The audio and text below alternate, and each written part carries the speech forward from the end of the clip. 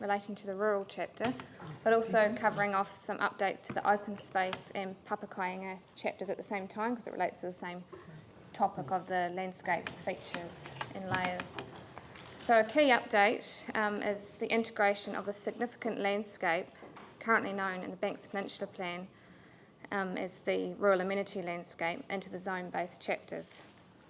Drawing on the provisions for the rural amenity landscape in the Banks Peninsula Plan, the rural chapter has been amended to more fully integrate these landscape provisions. This needs to be done more fully for the open space chapter and papakāinga chapters, and this will be discussed under the resolutions. In terms of content, the provisions of the operative plan rural amenity landscape have been generally carried over or amended as appropriate to retain the intent and key principles and provisions of the rural amenity landscape. Provisions are also provided as an attachment to the open space and rural chapters for the significant landscape in the form of policy framework and assessment matters. So what this integration means is that the provisions for the zone-based chapters, when they are notified, can be considered within the context of the landscape overlay provisions. To confirm, the rural amenity landscape currently in Banks Peninsula has been renamed a significant landscape. With respect to other landscape layers in Banks Peninsula, such as the outstanding natural landscapes and natural features and natural character in the coastal environment for Banks Peninsula, the open space and rural chapters also contain a set of provisions relating to these landscape overlays. Again, this is so that the zone and landscape overlay provisions can be considered together. These provisions are shown as an attachment to the open space and rural chapters. Some changes have been made to the provisions in those attachments to provide for some improvements and some minor changes, such as to assessment matter wording, policies and rules, but essentially the intent is very similar. The landscape natural character topics for Banks Peninsula are still a matter for Chapter 9, Natural and Cultural Heritage, when that chapter has gone through their approval processes and on to notification. Just to note, it is only the Banks Peninsula landscape and natural character provisions which are included within the zone chapters. The city landscape features or overlays for landscape are being considered only with the Chapter 9 Natural and Cultural Landscape in due course. Would you like me to move on to the resolutions? So just to make it clear, again, this is relative to the rural zone chapter, the open space chapter, and to papakāinga, and relates to landscapes, features and natural character. Do you want to go through the resolutions one by one?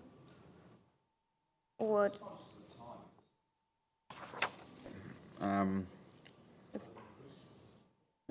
there's one. Yeah, if there's any quick questions on this. I did have one update to one of the resolutions, number 6, just to make it clear that that applies to the papakāinga zone.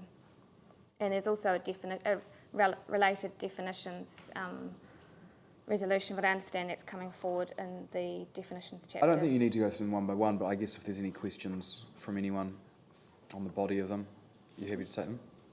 Any questions from anyone? So Glenn, then Yanni. Thank you. I guess having them in the different chapters is self-evident, really, just because because it's what it is. Yes, and obviously because landowners out there, when they read the rural chapter, they'll want to see all of the implications and effects on their property when they put a submission in, rather than making them wait for a chapter that's coming a month or two later. Yes. I want to be clear. I thought previously we were voting on the whole rural chapter, not just the quarrying resolutions. I was happy to support the increased public notification that was in those quarrying resolutions that we were adding. I wasn't comfortable to support the whole rural chapter, so I don't know if that can just be amended. But just specifically on this, I just want to be really clear that around the rural areas, we're not reducing the protection for significant features and landscape overlays. We're actually strengthening those through the other chapter. Is that correct? So just to confirm your question, it's whether we are strengthening them or not. Yeah, so if you look at point 1, you say remove the outstanding significant features and landscape overlays and areas of natural character overlays on the coast from the planning maps, except those in Banks Peninsula. Okay, so just to clarify there, the The only matters that are up for consideration at this time relevant to this topic area of landscape layers and natural character is relating to Banks Peninsula. So the landscape features and layers which are shown for the city area don't need to be in the planning maps at this time. They need to be there when Chapter 9 comes up for your consideration. Right, which is. But they will still be considered at that time. And is there anything that's enabling increased residential development in rural zones, particularly in the city area? So putting the Banks Peninsula to one side. Is there anything that's enabling more residential dwellings in rural areas within the city? No. So Port Hills, etc. The existing minimum site size as per operative district plans has been carried over, so there is no increase in the ability to establish any further dwellings. And in particular on Banks Peninsula, it's matched by the current Banks Peninsula plan, and it reflects where outstanding landscapes exist as well. So there's no increase at all. And will it have regard to the natural hazards chapter that we're about to do? If you think about the peninsula, one of the issues is, of course, we haven't done the geotech natural hazards to the degree that we've done it in the city.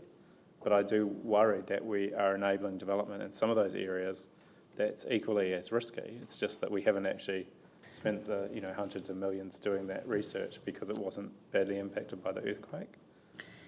That has been considered. However, the rules relating to what you're talking about will be in the Stage 2 Natural Hazards chapter that's coming to you also. And that might change change some of the rural zoning. No, it won't change any of the rural zoning.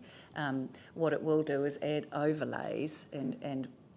And just the final question from me is, I'm just where we got to with Wainui. Is Wainui being enabled to be developed more, and what are the requirements for the developers to provide the infrastructure that's necessary rather than us as council? Wainui is a part of the residential chapter that's still to come.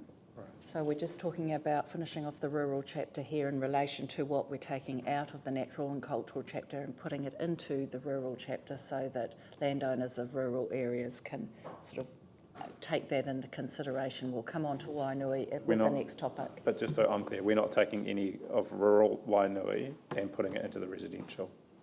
This stage. As I'll discuss in the residential chapter, there is no proposed new zonings as part of the Stage 2 residential chapter to the small settlements. All we have done is put a policy framework together that would guide the future rezoning proposals. And as I stated at our last meeting, we are aware of some land development proposals that may be coming and may appear through submissions, but at this stage we haven't considered anything in great detail.